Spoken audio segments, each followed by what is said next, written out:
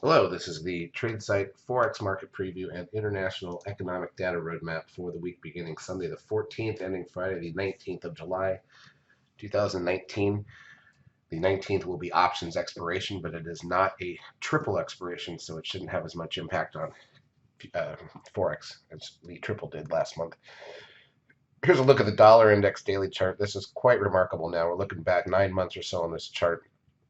This whole thing has been in a 3 point range. I think this is the longest I've ever seen the dollar index so flat. The ranges have been horrible. We'll talk about the ranges in a moment here, but it's just been really, really poor trading environment in general, and not much else you can say about that. Let's look at the daily charts, and then we'll look at the intraday, interweek action, go from there. So the euro dollar, basically the inverse of the dollar index as usual, basically in a 400 pip range for the 9 months. That is amazing. The pound dollar, a little bit wider at least, more like 1,900 pips over the course of that period. Had a 13 buy signal back in December and bounced off of that.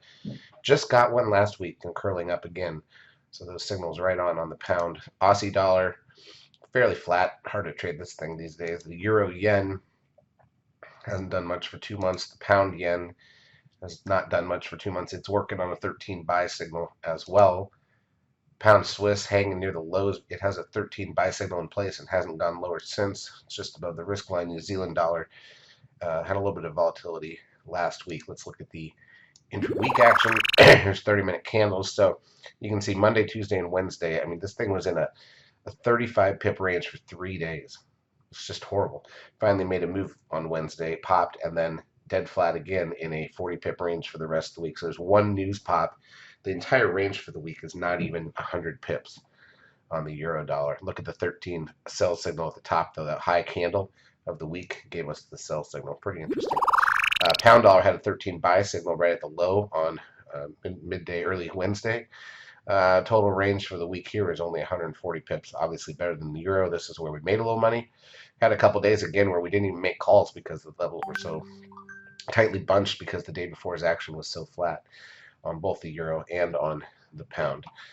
All right, let's go through the economic data and then we'll have a quick discussion about ranges after that. So here's what's coming out this week. On Sunday, we've got visitor arrivals out of New Zealand, Rightmove HPI out of the UK. Japan starts the week on a bank holiday. GDP, fixed asset investment, industrial production, retail sales, and unemployment. That's a lot of data at 10 p.m. Eastern Time Sunday night out of China. Monday, PPI out of Switzerland, Empire State Manufacturing Index here in the U.S. We got the CPI out of New Zealand that night. Monetary policy meeting minutes out of Australia that night. Going into Tuesday, Italian trade balance, UK's unemployment rate, trade balance out of Europe, and their zoo economic sentiment number.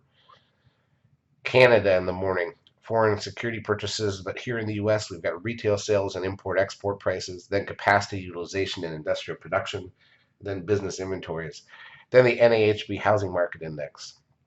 Fed Chair Powell speaks at 1 p.m. Eastern Time on Tuesday. Everybody's trying to figure out if they're going to do a rate cut at the September meeting. Tick long-term purchases here in the U.S. MI leading index out of Australia. CPI, PPI, HPI, all the inflationary numbers out of the UK at 4:30 a.m. Eastern Time on Wednesday. Europe's final CPI at 5. We got the CPI and all that out of Canada at 8:30 a.m. Eastern Time on Wednesday. Then housing starts and building permits here in the U.S. Then our crude oil inventories number. Then our beige book. Japan's trade balance. Australia's unemployment rate and employment change numbers, along with their quarterly business confidence. Now we're into Thursday, the Swiss trade balance, UK retail sales, Spanish 10-year bond auction, Canada's ADP non-farm employment change, US Philly Fed manufacturing index, and the weekly initial and continuing jobless claims numbers. Then our CB leading index and our natty gas number. Japan's national core CPI is Thursday night at 7:30 p.m. Eastern Time. Credit card spending out of New Zealand. All industries activity out of Japan going into Friday. German PPI, current account out of Europe. Public sector net borrowing out of the UK, retail sales out of Canada, and the first look at Michigan sentiment for the month of July here in the US to wrap the week. So that is that. Now, very briefly, one thing that's very interesting, our data when we produce the levels every day, and let me log into the to that part of the website to show you. We also average, we take what we call a 6 months average of the average daily range. And what that basically means is we're looking at